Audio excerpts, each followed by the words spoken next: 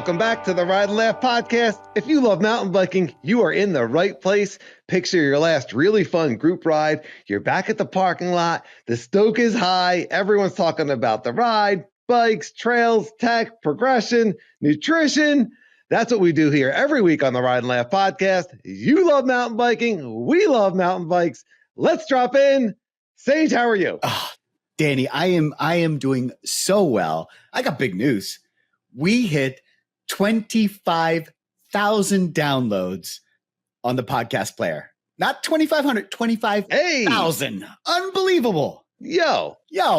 Thank you. Thank you, everybody, for downloading and for listening and for enjoying. Yes. And I would like to encourage everyone to have multiple podcast players on their phone and download Ride and Laugh on all of those different players. Dozens. Let's get that number up to 100 million by next week. No, that's freaking awesome, man. Yeah. That's so cool. And I'm so happy that we're keeping people company, whatever they're doing throughout their day. But we've gotten feedback that, people are finding the podcast and taking mountain bike road trips and they're listening to Ride and Laugh on, all the way on the way there and the way back and catching up or re-listening. Yeah. It's really, really awesome. So we're having so much fun doing it. And I'm so glad that what we're saying is resonating with people, helping people be better riders, but also just entertaining and having fun and laughing at us and laughing with us. It's all good. That's what we're here for. Dude, how about the community too? I think that's the thing that makes me the most happy about this family that we've created is just like the feedback that we get, and we're finding out that there are a lot of people that ride like us. There are a lot of people that are progressing, and it's just like when they tell us their stories and they have questions, like it just has this really good family vibe to it, and I just love that.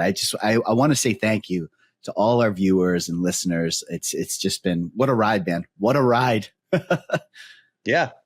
Yeah. We're really excited. We started this, we had kind of a vision and here we are over a year into it and then season 2. And it's just so much fun to record and so much fun to get the comments and the feedback. Yeah. And I agree with you as far as community. It's something I always loved about mountain biking. Yeah. But certainly doing the podcast, it's just like really amplified. And I say it all the time, mountain bikers are awesome. Like it's just something about when you get into this sport, there's just like a camaraderie. Yeah. And, we can relate to each other, whether you're doing XC or downhill, like you can relate. The struggle is relatable. Yeah. And it's all just like ties into our lives so well, the synchronicities. Just gratitude. So thank you everybody for listening. And if you are listening on your podcast player or on YouTube, please rate and subscribe. Yes. Get into this a little bit early, but yeah, please rate and subscribe. And on YouTube, make sure you give us a thumbs up and watch to the end. Watch time matters.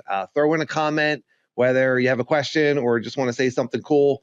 That's great. That helps the algorithm. And certainly tell your friends about the podcast. And if you have an iPhone or if you're listening on Apple, you can leave a review. Yes. And we've had some excellent reviews. And we have one that's been sitting on my page ready to be read for a while now. And that's Butler Does It, Butler76. And we follow Ryan on Instagram. He's a Arizona guy who's he's a local shredder. And Butler76 says, love it. I look forward to those guys coming on every episode. It's great to hear guys who are learning and progressing share their experiences. Great riders, but just normal guys talking about it on a mountain bike. It's extra great having Dan being local and hearing about Arizona experiences and Sage countering it with his experience back east. So thank you, Ryan. And if you're on Apple, please go on, leave us a review. We would love to read it on the podcast. And it certainly helps more people find Ride and Laugh podcast. Yeah. You know what, man? Like it sucks having you halfway across the country, but it does lend a really neat dynamic to the podcast because first of all, you and I know each other so well. So there's that connection that we share. We have like all these inside jokes that have now become outside jokes, I guess, with our viewers. Like we're all having fun, but you're bringing a different flavor of the Southwest and I'm bringing that flavor from the East Coast. And I think the two of them cover a pretty big area of mountain biking. There's not much terrain that we're not encountering between the two of us. Yeah. Well, when you talk about the different flavors, I was thinking about like the spicy salsa of the Southwest with maybe a soft pretzel of the Northeast, or that's too Philly. Why am that's I like soft too specific. You want to be a cheesesteak? Well, you want to be a cheesesteak? Come on, man. The slice of scrapple. This is all very Pennsylvania centered. This is not Northeast. This is all very Philadelphia. People are like, what the hell is scrapple? Yeah. I don't know why you called me a soft pretzel. Yeah. Scrapple's delicious. Yeah.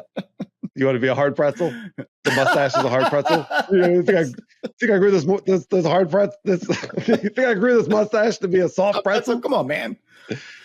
Ay. Do you like pretzels? I don't ever see you eating pretzels. I love pretzels. I don't talk about it because I know you're anti-pretzel. Really? Yeah. You're an anti-pretzel guy. I hate pretzels. I know. I'm totally anti-pretzel. I know. I don't know what kind of hate I'm going to get, but yeah.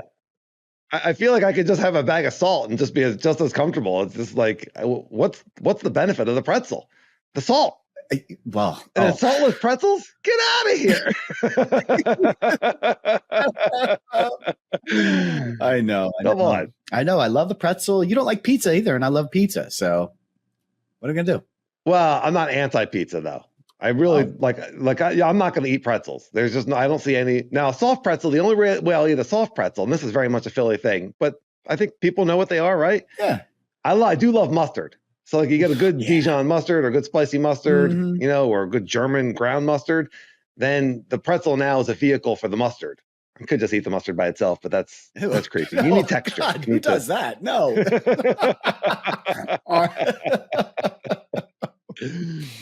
Talk about having diarrhea on the trail last week. And he's like, yeah, well, you're eating mustard out of the jar. No wonder. Terrible. Oh, boy.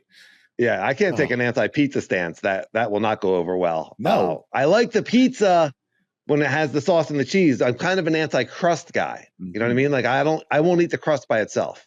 Yeah. Unless it's got to be a really phenomenal crust. But yeah. But listeners, let us know. What's your favorite snack foods? Pizza, pretzels. I guess pretzels are good for after a ride, right? Anything salty. Yeah. I am a salt fanatic. I don't prescribe to the whole salt is bad for you. I don't get enough salt. Yeah, me either. Yeah, I don't get enough salt in my diet. Like I'm sweating so much. I'm losing so much of that. I salt it up, man. I absolutely salt it up. I mean, well, you're sweating just as much, if not more, than me recently with the weather in the Northeast, the heat and the humidity. Yeah, and in the desert, you're all constantly sweating. And I just give myself permission to salt up everything. I love putting salt on everything, also. But I feel like you need it. Our sport loses so much. Yeah, absolutely. Yeah, but we're also eating healthier. You definitely eat healthier, and I try to eat healthier. I've cut out a lot of the bad things. So, to me, I don't know. This is way out of my expertise. I mean, you could speak to more intelligent about this than I can, but I don't know. But I don't know. That's an interesting. That I don't know. We'll put that as the thumb. That I don't know. But I don't know. Yeah. I noticed there's not many times in your life when you are listening to yourself speak all the time, unless you have a podcast or you're making videos. Even your trail stage videos, those are somewhat scripted, you're paying more attention to what you say. I know you have some that are off the cuff, but on the podcast, we're really just having a conversation. Yeah. And I noticed that certain things I say, yeah, right. I don't know. Is that a generational thing? Is that like a 90s thing? Yeah, right. When we had Johnny U from Mountain Lake Q&A, we were all like, yeah, right. Yeah, right. I say that all the time. And no, yeah. I say no, and then right afterwards. Yeah. Yeah.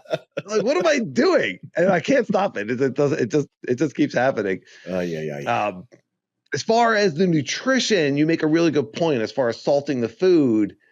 So Americans, and I guess probably people all over the world at this point, with their processed food is so salty and it's so bad for you, right? That if you're eating that food, then you don't really want to be adding more salt, because you will raise your cholesterol levels, though that's all debatable. I mean, you're getting into the weeds on we can direct you to other podcasts if you want to get into the nutrition specifics. But I think that if you're eating pretty much as close to as a whole food diet as you can, and then you're adding salt, I think that probably is evolutionarily consistent. And that's what our bodies crave. But if you're eating all the processed food, that food is so high in sodium already, you probably don't need to add any more salt. Yeah. I guess that's what you were kind of like alluding to, right? Yes. Thank you. Thank you for making me sound smarter than I actually am. Fantastic. Yes. Yeah. Right. After I made fun of you for saying, I know, but I don't know. Yeah.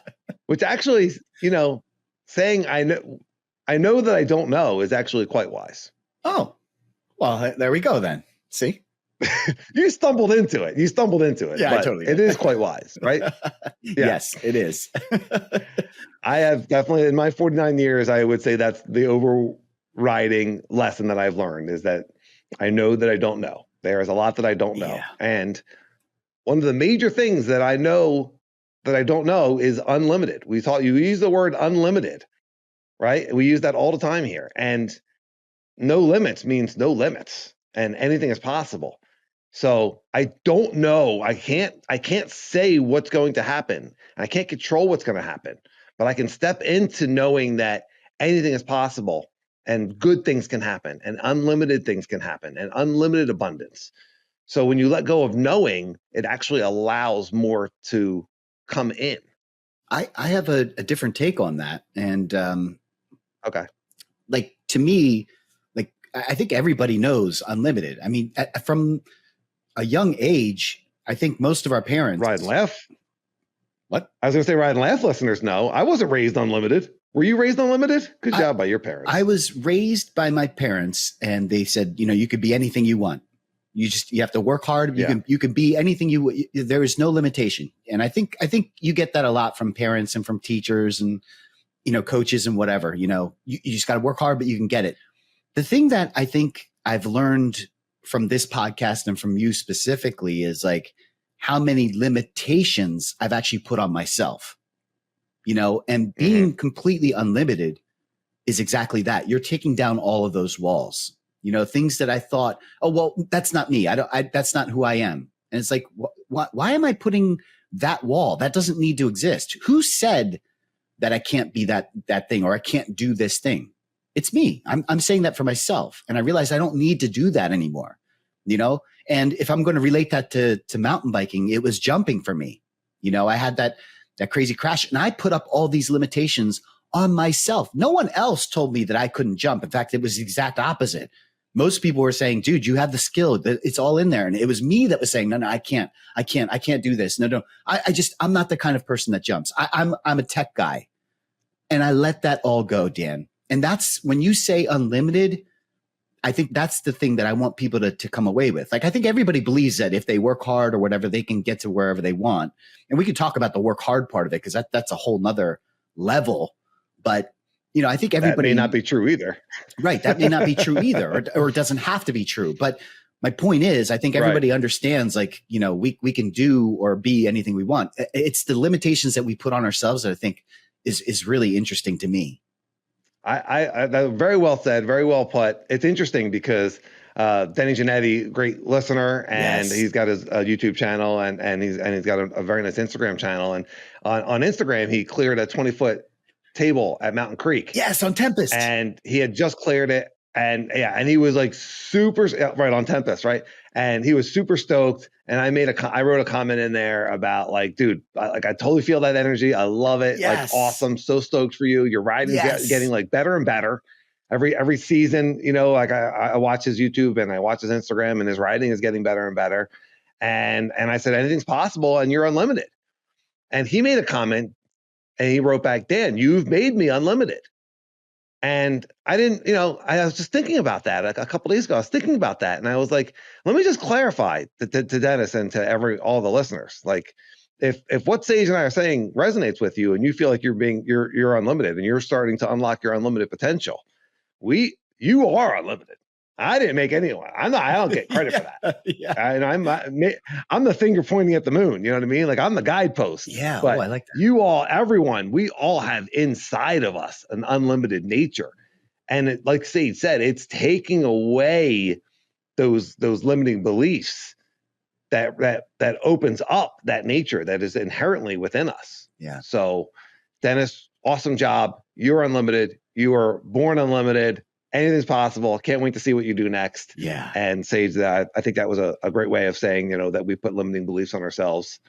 and it's just kind of recognizing them and starting to peel them away. Is this serving me? I love it. Yeah.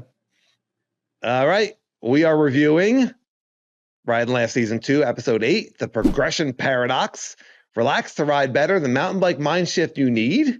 Mm-hmm. And that was the episode where we talked about the crash stash.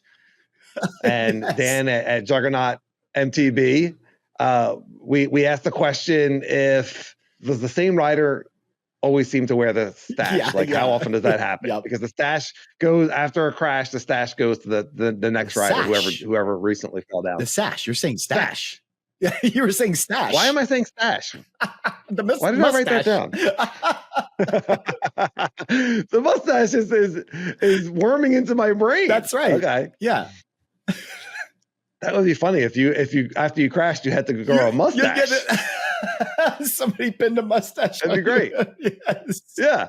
Yeah. I don't know what women would have to grow, like some sort of embarrassing pigtail. Yeah, they could do something embarrassing with the hair, I don't know. All right. So you weren't sure. You said you were talking about the group dynamic and you said joshing or ribbing. Yes. And so Dan said, first of all, the term is ball busting. Mm-hmm. Honestly, and then he was talking about does one person wear the sash? And he said, honestly, it goes in waves. We all board in the sash at one time or another. We could go weeks with one person sporting the sash, and then other times it can pass hands 3 times a ride. Yeah. So it doesn't sound like there's one guy that's always falling, which is good. Thank God. Yeah. Yeah. But just showing how funny Dan is, you asked, what is the female equivalent of ball busting? Yes. Do you remember his response? No. What did he say? He said egg cracking. The egg cracking. I think this guy's hilarious. That's so funny. Oh my goodness. I mean, if you're gonna say ball busting, like egg cracking, I guess it makes sense, right? I think so. I think we just came up with a term, unless this was something that women have already been saying that we haven't been privy to. But yeah, I think we just. Oh yeah. Ladies, let us know. Ladies, egg cracking. You cracking eggs? Yeah. I'm just cracking your eggs. Don't worry about it. It actually sounds pretty good. It sounds pretty good. Yeah, it does. Yeah. It totally works. Oh my goodness. All right. All right. And then we were also talking about my legs being too close together and the advice from Arturo to widen the legs and widen the knees, which led to many more conversations on dynamic riding. And we had Tung Lian. Oh, sorry if I'm saying that wrong. Okay. Great topic. Like to widen my knees for stability. I always squeeze my knees unintentionally. So it's good to know that other people are doing this. When I start widening my knees, it gives me more control and more speed. And then, of course, Zan at the Great Sploosh MTB. Check out that channel. Yeah. Flare the legs for serious downhill riding. As soon as I get warmed up and riding hard, I start flaring those knees out, and it creates insane amounts of control over the bike. Yeah. And Zan is a tall guy. I'm not sure if he's quite as lanky as me, but he's a tall guy as well. And then Shelly on the Instagram, she said, she messaged me to check out, she said, Greg Menard retired. Not that means we can't look at his videos anymore, but she said, check out Benoit Coulanges. Benoit. And yeah, he does. It's how do you say it? It's Benoit. It's French. Benoit Coulanges. Oh, Benoit. Benoit. Can we edit this? I don't speak French. Is it French? This poor guy. Oh my goodness! I'm not tagging him in the Instagram. Yeah, we just lost all of our French listeners. Yeah. You don't get more American than Benoit. I mean, come on. Oh boy! Oh my goodnss! That is embarrassing. That is embarrassing. I apologize, Benoit. I was a coach. Did I say his last name wrong? You're like, it's Benoit. You said both names wrong. I knew I shouldn't say this name. I knew I. You knew it. This is the reason. Yeah. When we were reading more of the Apple reviews, all the names were getting me in major trouble because I couldn't read any of them correctly. So put those Apple reviews in and we have more bits of Dan reading names wrong. I would tell you to take it out, but it's too stupid. All right. Benoit. And do you know how to say the last name? Yeah, Coulanges. You had it right. Coulanges. Oh, I had that right. I should have just said Mr. Coulanges. Wow. Benoit. Yes. Benoit.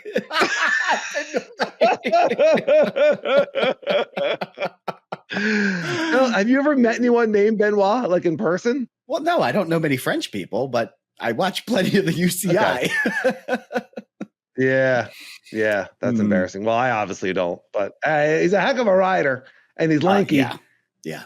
So, yeah, I appreciate that. All right, so you're after we're done making fun of me for the butchering the name for my French. Send in French words, and I'll read them on the air. That's a whole new segment. I love it. Oh my goodness. God bless you. Love a quick rip of Dan reading French phrases that listeners have sent in just to see what happens. Yes. So that's a great idea.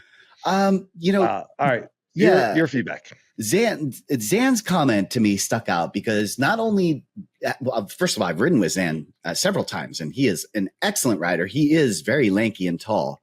But what makes Zan's comment really interesting is he's also on flat pedals.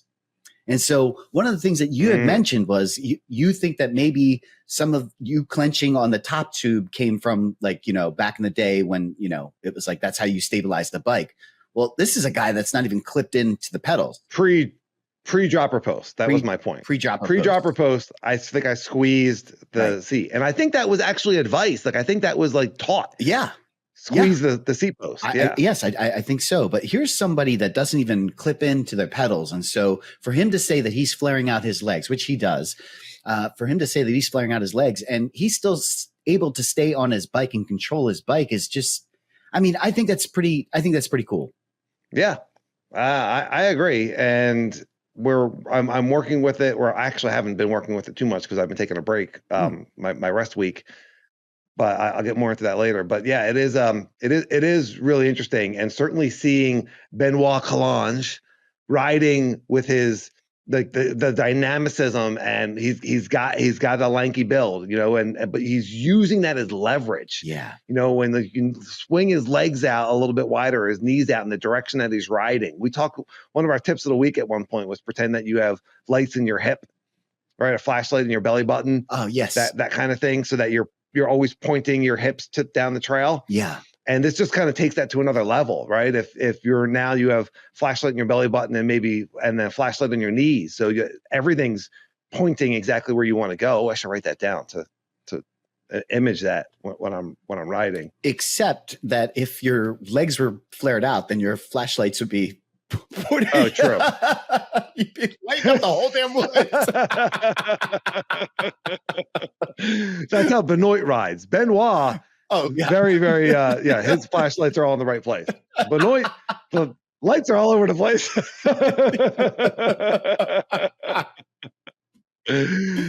He gets back from a ride, and his buddies are like, "How'd it go?" And he was like, "I had a Benoit day. I was riding. I wasn't Benoit. I was riding like Benoit. It's just one of those days. Some days you're Benoit, some days you're Benoit." Oh boy. Oh boy. Yes. Oh man. We're cracking eggs. Yeah. Yeah. Oh yeah. We're just cracking eggs. We're just cracking eggs. Benoit, we're just cracking your eggs.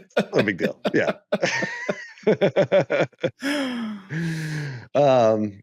I think he might be our first pro subscriber. Maybe. Actually, we don't know. We probably have lots of pros. Not anymore. He was like, unsubscribe. They're like, please don't reference me. I hope the guys don't talk about me on the podcast. Holy crap.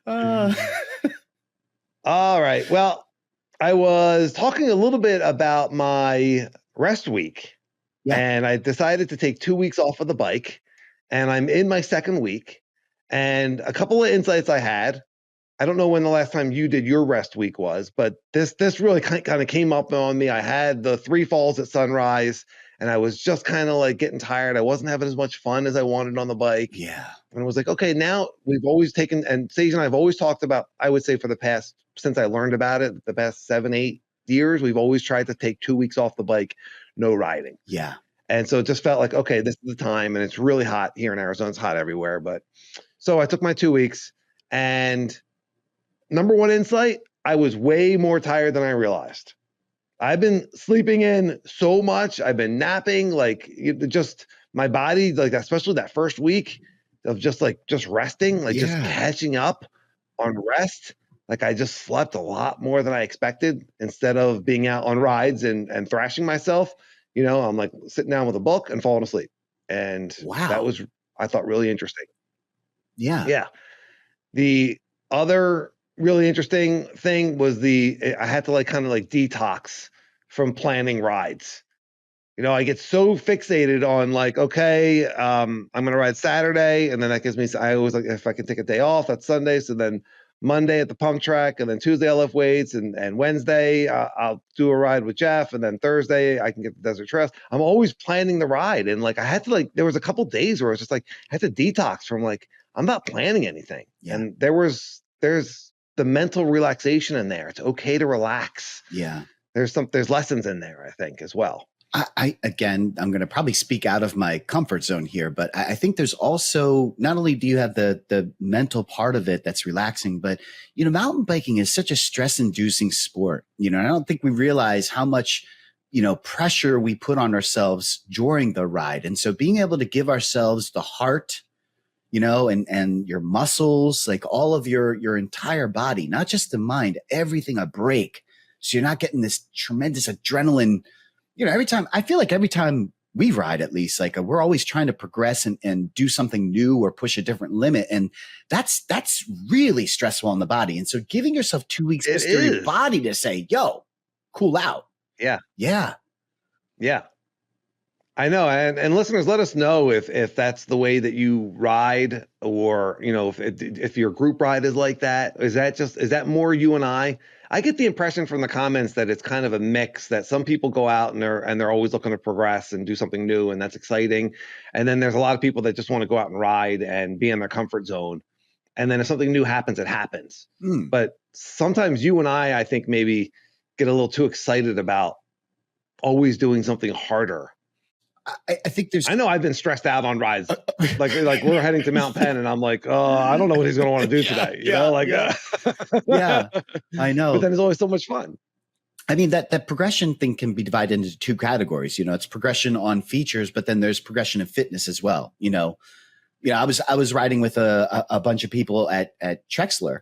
I think it was 4th of July, and not every Trexler is not a very technical place. It's more of a flow ride. And there were several riders in this group that just, the gamut, we had excellent jumpers, we had cross country riders, and, everyone had different goals. And so, what somebody might get, for me, I was really excited to hit the jumps. That was my main goal. I wanted to go there. I wanted to hit the jumps. That's how I got my adrenaline up. But there's other people there that were not interested in jumping, but they got their kicks out of, crushing a climb or something like that, or just pounding out some serious watts. And that's all part of progression. You and I don't focus on that part of it too much, because I don't know why we don't focus on that part too much, but I just want to make sure that, we're including all those folks. Yes, that does. And no, you're 100% right. When we talk about progression on a mountain bike, there's so many different ways to enjoy mountain biking. And, progression on your mountain bike could just be riding more mindful.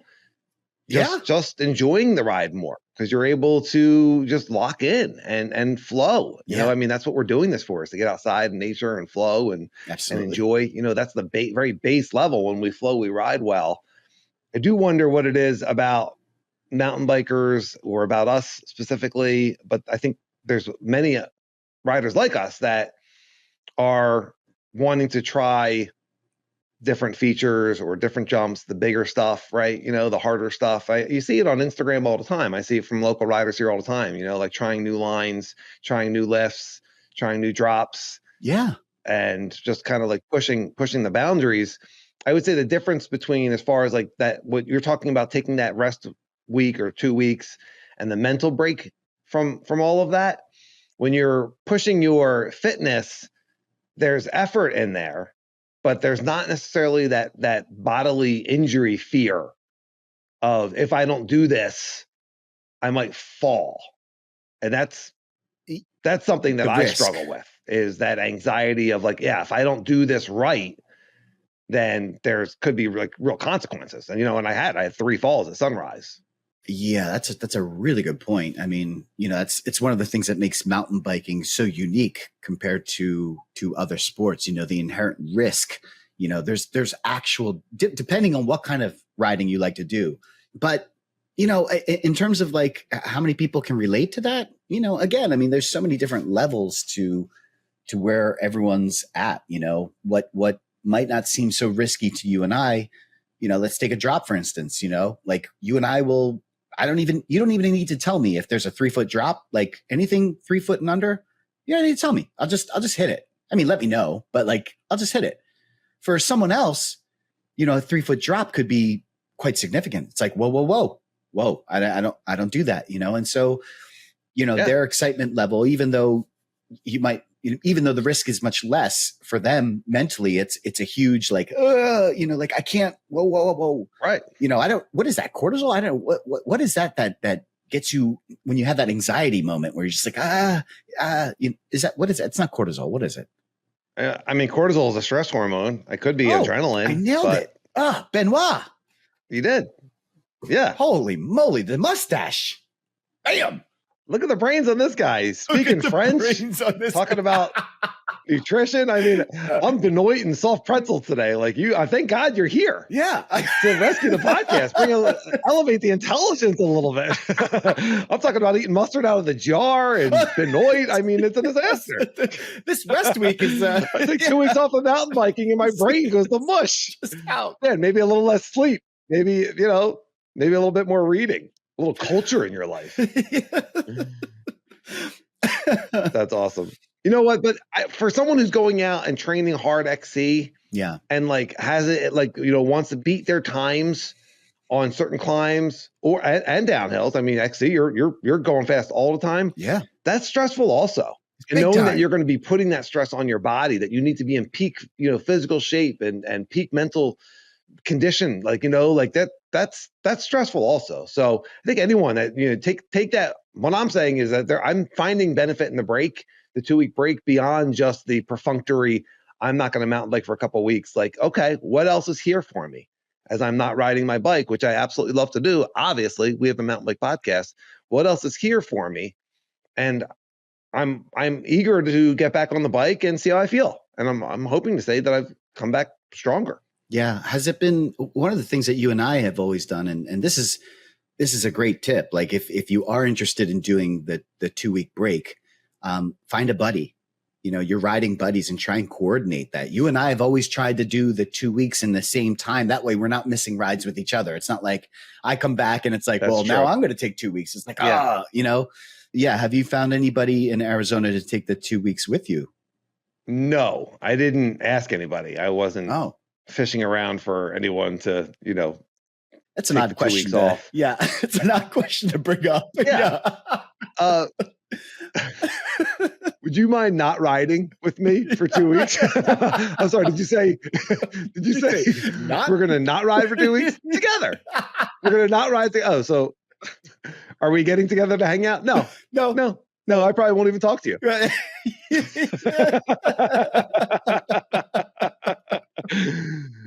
Benoit and I are going to take a 2-week break. I didn't know if you were interested in. Yeah, I bought a couple cases of mustard. I mean, if you want to come over, it's going to be fun. Oh my goodness. Yeah.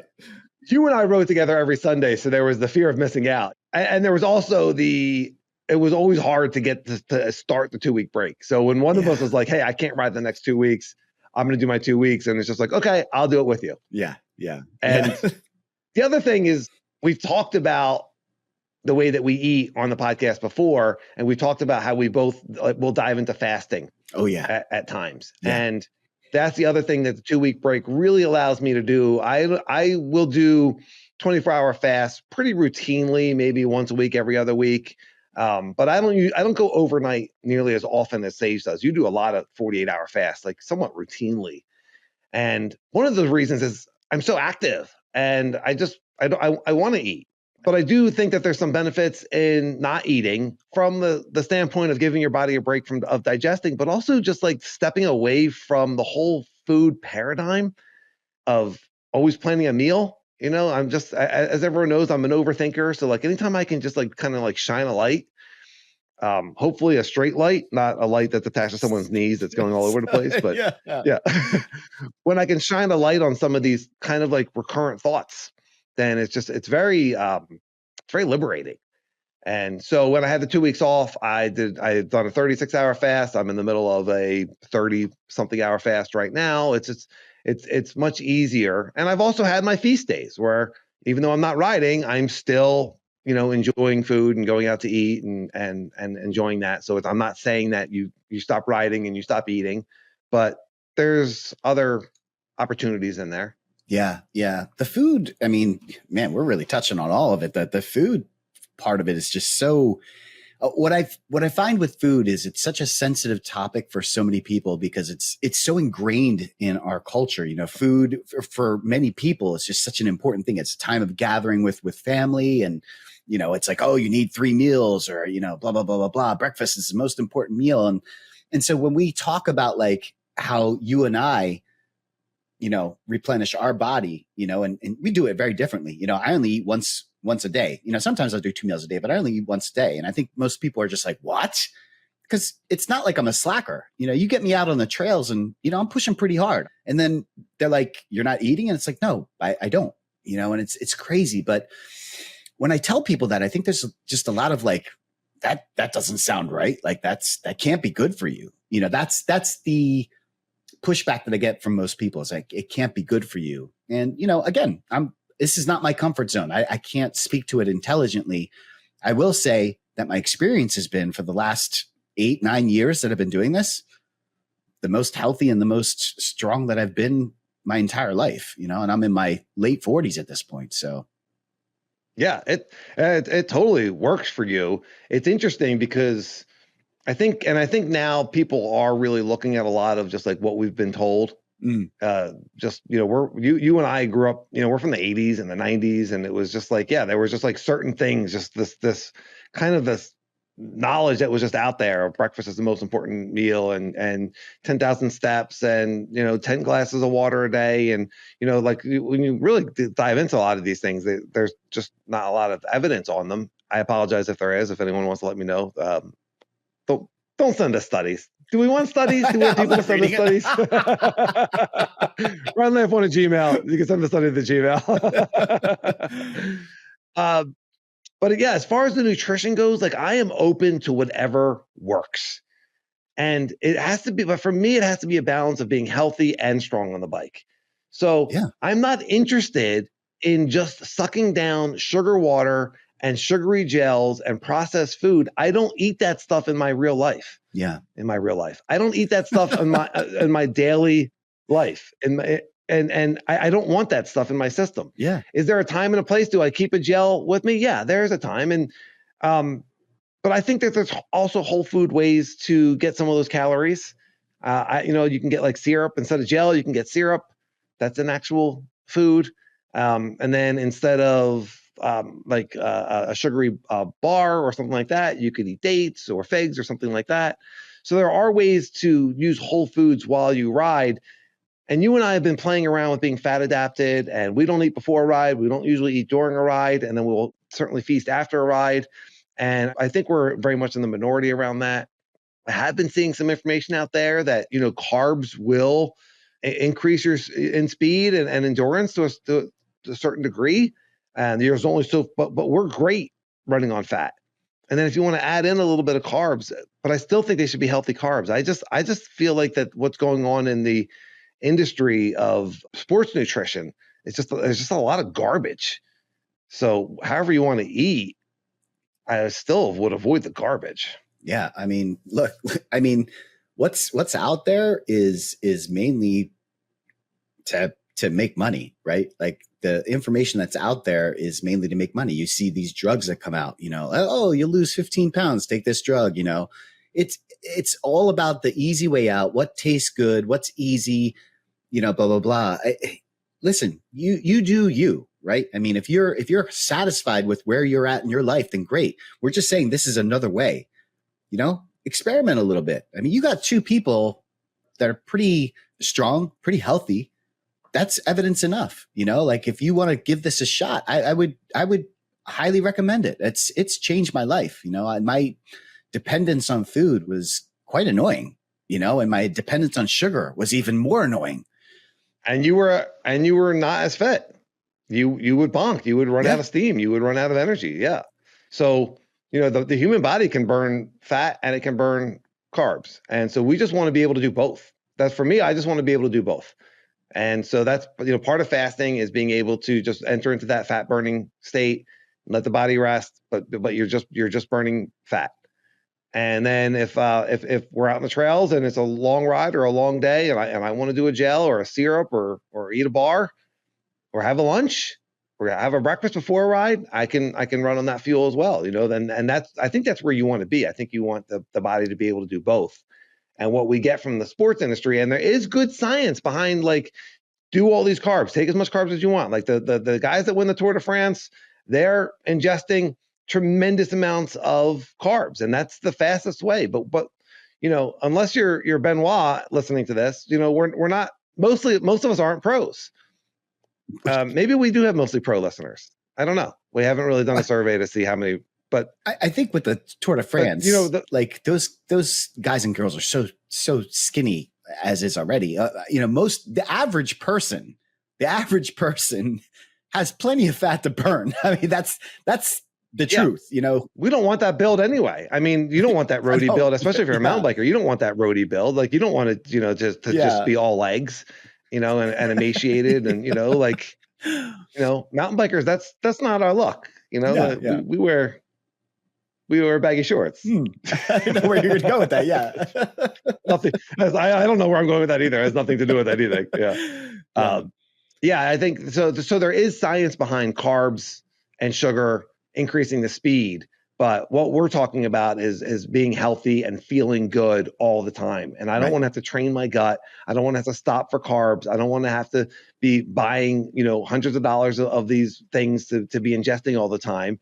And what Sage and I are telling you is, and now you guys have been listening to us for, 60 episodes, you don't eat on rides. Like, you don't need that stuff. You really don't need it. Your body will adapt so that you don't need it. Yeah. So, yep. But I am interested in playing with carbs a little bit on rides, and just seeing how I feel. I am just curious about that. And so I'm always open to what's the best and what's going to be the most fun, what's going to make me feel the best, what's going to make me recover the best so that I can ride more. And I can, we're in our late 40s and we have listeners of all different ages. Yeah. And some of these guys and gals are in their 60s and 70s and riding strong. You have to really, when you're in your 20s, you can get away with anything. When you start getting our age and older, you got to pay attention to what you're fueling with. It really matters. Inflammation really matters. Getting arthritis really matters. Becoming insulin sensitive or insulin resistant. Start to get diabetes. All those things, that really matters. Yeah. Yep. I love it, Danny. All right. I didn't know we were going to do nutrition on this podcast. I had something else lined up. But sorry about that.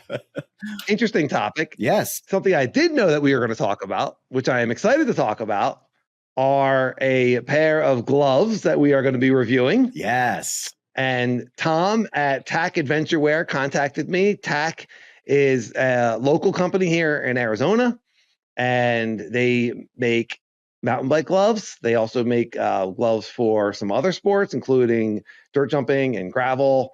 And I think he has some jerseys and some other items, so everyone could check out his website. But he was gracious enough to send Sage and I a bunch of pairs of gloves, and he spent some time talking to us. They're all handmade, and I was very impressed. Sage, what were your impressions of the TAKK, TAKK, of the TAKK gloves? Yeah. Well, first of all, thank you, Tom. I did not know what size glove I was. So Tom graciously sent me several gloves in different sizes. And one of the gloves that he sent, apparently it's a gravel glove. I didn't know that. I thought they were all mountain bike gloves.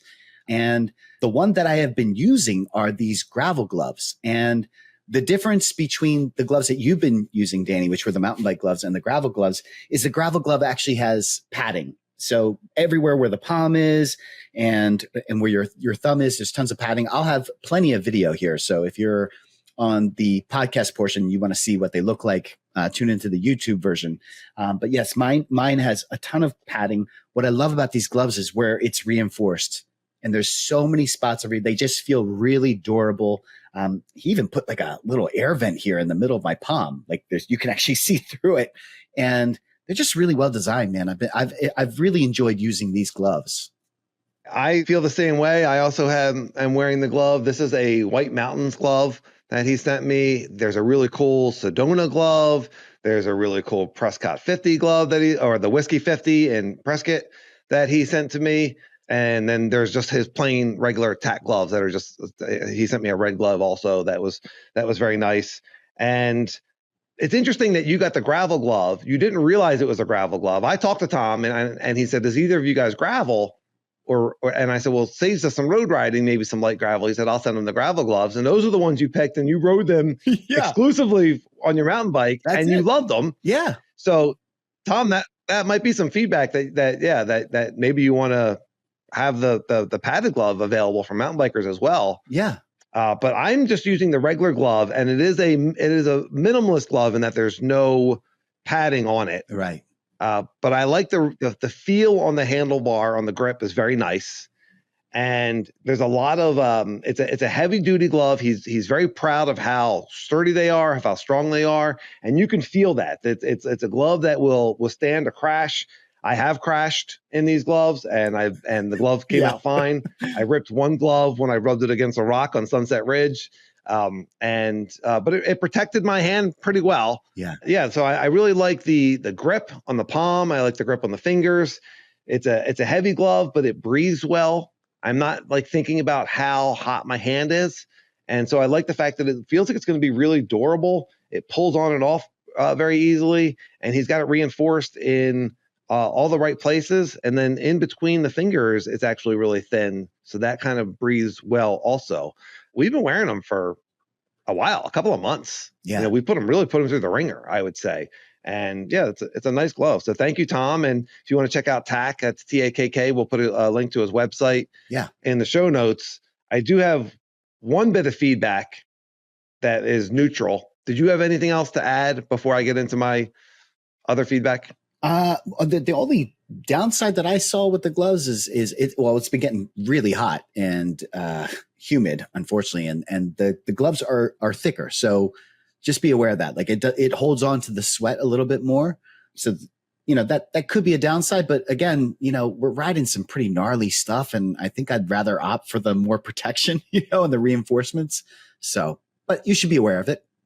Yeah, it's nice to be able to put your hand down and not get up with a ripped glove. Right. It really is. Like what we're doing is pretty gnarly. And I know TAKK has a big influence. He was really influenced when he designed these gloves in the dirt jumping world. And he's got a lot of moto. A big part of his customer base are moto dirt jumpers. Yeah. And so they wanted the heavier duty glove. And so you have to have kind of like this hybrid mountain bike dirt jump glove is a little bit heavier, but it's also a little heavier duty. And I would say the only thing that I would change on this is that mountain bikers, cyclists, anyone, at least for me, when I'm exercising, my nose runs. And it would be nice. Some gloves sometimes have like a soft area to be able to wipe your nose. Yeah. These gloves do not have that. There's the wipe area feels a little bit abrasive. And same thing with, we ride with the action cameras. Or sunglasses, sometimes it's nice to have that soft area like added to the thumb or something like that so that you can wipe a lens or wipe sunglasses. But other than that, I think they're great gloves. I think they're really cool. And Tom seems like a great guy. It's a small business. He's located here in Arizona. So we'll have a link into the website. But thank you, Tom. Thank you, TAKK. And best of luck. Love supporting a small mountain bike business. Sage, anything else on the gloves, or should we get into gratitudes? I got nothing else, man. Yeah. You want to get into it? Go for it. All right. My mountain bike gratitude actually goes to Keswick Cycle. I was I've been using the same laser helmet for like ages. I mean, I don't know what the lifetime is on a helmet, but I've definitely exceeded it. Like I've been wearing it for like 6 years or something like that. And when I said that to the guys at Keswick, they're like, no, that's not safe. That the styrofoam in that helmet is probably deteriorated and you know, the UV light breaks down the material in that helmet. I remember reading this years and years ago, and it was kind of like you should replace your helmet. Like, I mean, mountain biking, maybe you're in the shade. So like, maybe every 1 or 2 years, I would think at least. Yeah. Probably out like in Arizona, probably even more frequently. But yeah, that's definitely 6 years old. You've had that helmet for so long. I've had it for so long. I'm very curious. Well, they hooked me up with a new Specialized ambush helmet, which is completely different from the helmet that I'm using now. But it's so far, it's been awesome. I'll probably do a review on it at some point. But for right now, I've just really enjoyed using it. I just wanted to say thank you to Keswick for making that happen, man. Keeping this dome safe. Hey, listen, I'm spouting all kinds of good information. You know what I mean? Got to keep this thing protected. Yeah. Right. I mean, you're the brains on the podcast today. Today. Yeah. I mean, let's not go overboard. Pump the brakes. Do you think it's the mustache? Maybe. You think the mustache is adding IQ points? Oh my gosh. Maybe me looking at the mustache is taking away IQ points. Maybe your mustache is making me dumber. Hey, Benoit, you hear this guy with the mustache? Cracking eggs. Cracking eggs. I love it. But yes, thank you, Keswick. That's awesome. Yeah, Keswick Cycles in Paoli, which is the one Sage is going to. Specialized shop. We talk about them all the time, but they're definitely worth going out of the way for. They're riders. They're awesome people. Yeah. And that's really cool. And I am looking forward to hearing about the helmet because me too. Always interested in new gear. So a helmet review sounds good. All right. Well, my mountain bike gratitude of the week is, and I've used this before, and I'll probably use it again. But it's an app I use on my phone called the Insight Timer. It's a meditation app. Oh, it has guided meditations, and I've been going for a lot of walks with my 2-week break, and I love throwing on these guided meditations. I have certain ones that I'll listen to. There's affirmations, there's meditations, there's music. It's all to like help you get into that flow state. And that's where I want to ride from.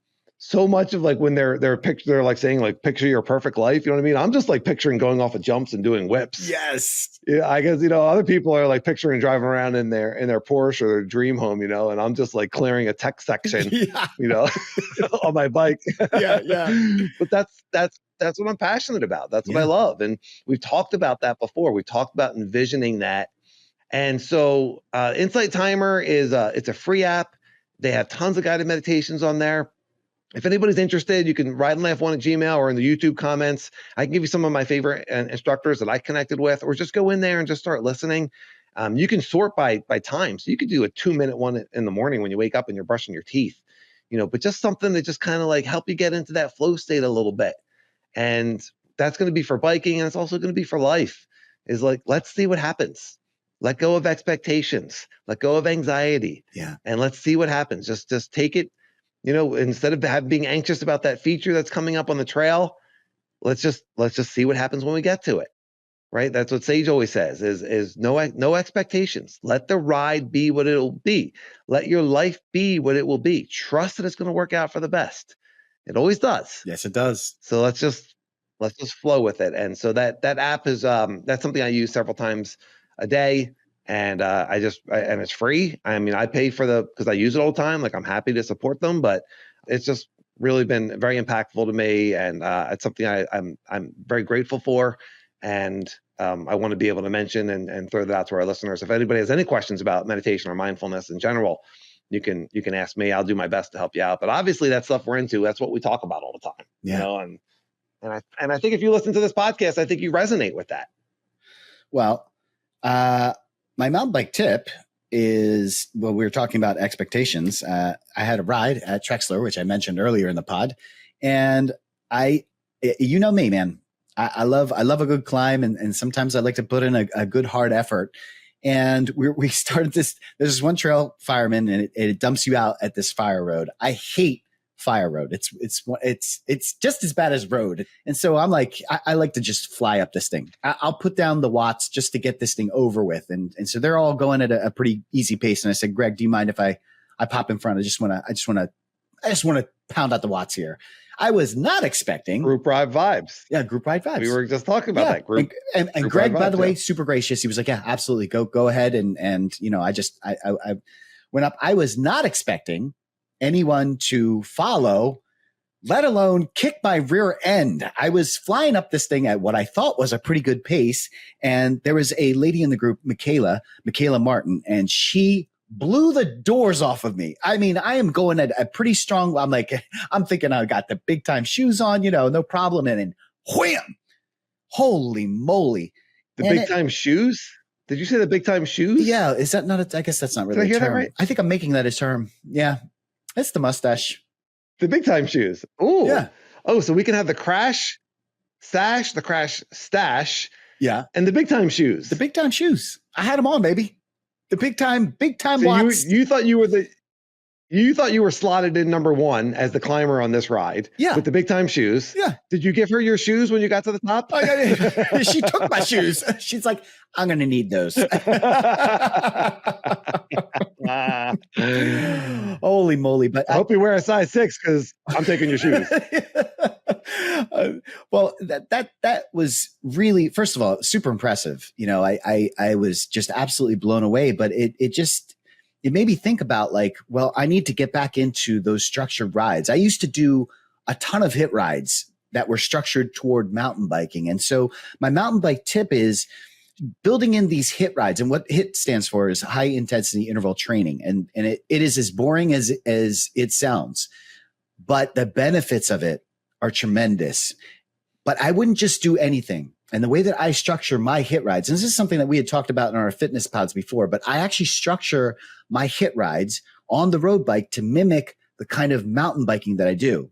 So it's not worth it for me. Like I look at Stick's, trainer rides, and I look at your trainer rides, and, you know, some of these efforts are like 20 minutes long. Like I don't have a 20-minute climb near me. Most of my climbs are between 2 and 5 minutes at the most, you know, like, so I'll structure my HIIT rides to mimic those types of efforts, you know, where I'm doing a really short, punchy climb or a little bit drawn out, maybe 5-minute climb.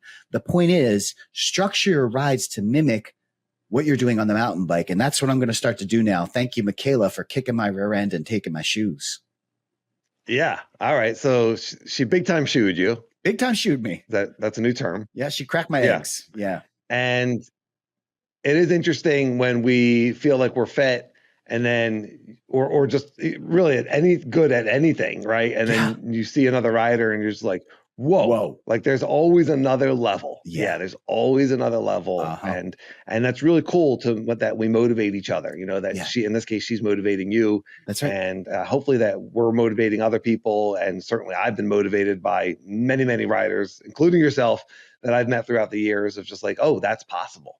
I want to get that fast. I want to be able to do that big of a ride. You know, I want to be able to keep up. Yeah. I want to ride with the A group. Something Stick used to always say, these mountain bike vacations with his buddies. I want to be in the A group, or I want to be in the B group this year. You know, so whatever it is, and then you're saying train the way that you ride. So if you're in the Northeast and you're doing, yeah, and so you're doing 2 to 5 minute climbs, then train yourself to be able to go maximum effort for 2 to 5 minutes, over and over and over. So yeah, it makes a lot of sense. I do love the structured training of Trainer Road. Oh yeah, and I do feel like that does a nice job. But even then, you're still going to want to pick the workouts that make the most sense for what you're doing. Exactly. So if you're doing hour-long, road climbs to the top, and then a 25-minute downhill bomb, that's a different training than 5 minutes at the top and 1 minute at the bottom. Yeah. Very really interesting. If anybody has any questions for Sage about how he trains or how he structures that, throw it in the YouTube comments or rideandlaugh1@gmail.com. Also, you can check out our Instagram page. It's we always have some interesting video the day that the podcast drops, And then, especially when we're riding together, we had a lot more on there. Yeah. But we do try to throw some videos on there also. So that's Ride and Laugh on Instagram. Any comments, any feedback, everyone, let us know. We're open to it. Anything that you want us to talk about or anything that we talked about today, any French words that you want me to say, I won't look them up first. I'll just go ahead and just say them on the podcast and make myself look like a big, dumb American idiot. As if I need help. If you're still listening, you are definitely one of us. You love mountain biking. We appreciate you. Thank you. Please rate and subscribe on your podcast player. Please download, set it to auto downloads. And on YouTube, please watch to the end. Please give it a thumbs up and leave us a comment. Share with your friends. Everybody have a fantastic week and a great week of riding. Ride and laugh. I'll see everybody.